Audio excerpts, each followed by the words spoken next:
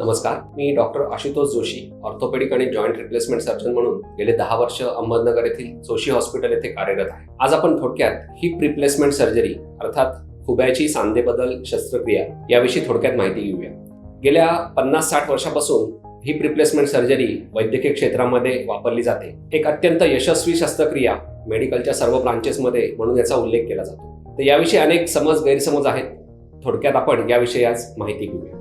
सर्वप्रथम आपण पाहूया की हिप रिप्लेसमेंट ऑपरेशन हे कधी केलं जातं आणि कुठल्या कारणासाठी केलं जातं. तर जेव्हा कुठल्याही कारणाने खुब्याचा सांधा किंवा हिप जॉईंट हा खराब व्हायला लागतो, त्याची झीज होते आणि इतर उपचार पद्धती जसं की गोळ्या आहेत, इंजेक्शन आहे, व्यायाम आहे, हे सर्व वापरूनही जेव्हा खुब्यातील वेदना कमी होत नाही, आपल्याला चालायला त्रास होतो, चालताना लंगडणेपणा येतो, मांडी घालण्यासाठी त्रास होतो, आपल्या दैनंदिन जीवनात ज्या हालचालीशी निगडीत ज्या ज्या काही गोष्टी आहेत ते करताना असह्य वेदना होतात, तर अशा वेळेस शेवटचा आणि कायमस्वरूपी उपाय म्हणून हिप रिप्लेसमेंटचा वापर केला जातो. याची सामान्य कारणं जर पाहिली तर खुब्याची झीज होण्याचं आपल्याकडे सर्वात महत्त्वाचं कारण, ज्याला मेडिकल टर्ममध्ये एव्हॅस्क्युलर नेक्रोसिस ऑफ फिमोरल हेड असं म्हणतात.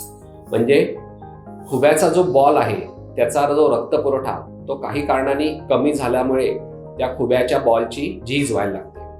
हे सर्वसामान्यतः कारण आपल्याकडे आढळतं. कोविड नंतर बऱ्याच जणांना याचा त्रास जास्त प्रमाणात जाणवायला लागलेला आहे. पण फक्त कोविडच नाही तर अनेक कारणांमुळे हा रक्तपुरवठा बंद होऊन खुब्याची झीज व्हायला लागते. दुसरं महत्त्वाचं कारण म्हणजे आमवात किंवा रुमॅटॉइड आर्थरायटिस, की ज्याच्यामध्ये फक्त खुबाच नाही तर शरीरातील इतर सांधेही खराब व्हायला लागतात आणि त्या सांध्याची झीज होते. तिसरं महत्त्वाचं कारण हा एक संधिवाताचाच प्रकार आहे, ज्याला इंग्लिशमध्ये अँकायलोजिंग स्पॉन्डिलायटिस असं म्हणतात, की ज्याच्यात खुब्याबरोबर आपला कमरेचा मणका, पाठीचा किंवा मानेचा मणका याचीही झीज व्हायला लागते, आखडलेपणा यायला लागतो आणि चालणं, खाली बसणं, मांडी घालणं हे मुश्किल होऊन जातं. अशा वेळेसही हिप रिप्लेसमेंटचा उपाय अशा पेशंटला सजेस्ट केला जातो. चौथं महत्त्वाचं कारण म्हणजे खुब्यातील जुनं फ्रॅक्चर किंवा काही फ्रॅक्चर की ज्याच्यात प्रायमरी उपाय किंवा फ्रॅक्चर झाल्यानंतर ही रिप्लेसमेंट केली जाते.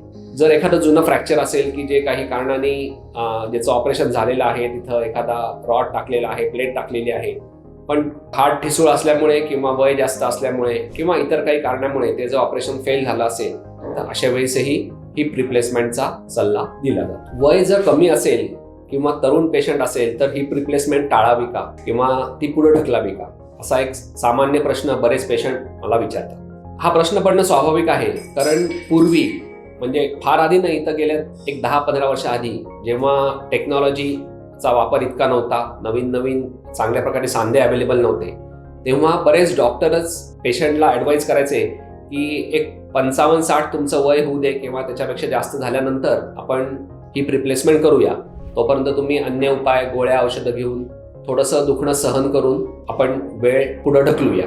पण आता तशी परिस्थिती राहिलेली नाहीये.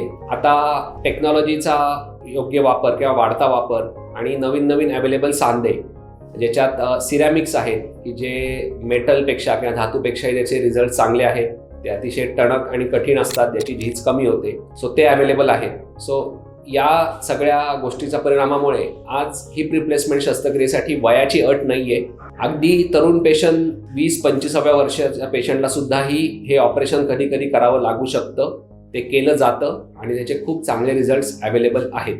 त्यामुळे कमी वयात ऑपरेशन करणं शक्य नाही किंवा ऑपरेशन टाळावं का, हा एक महत्त्वाचा गैरसमज पेशंटमध्ये आहे आणि तो आपण दूर केला पाहिजे.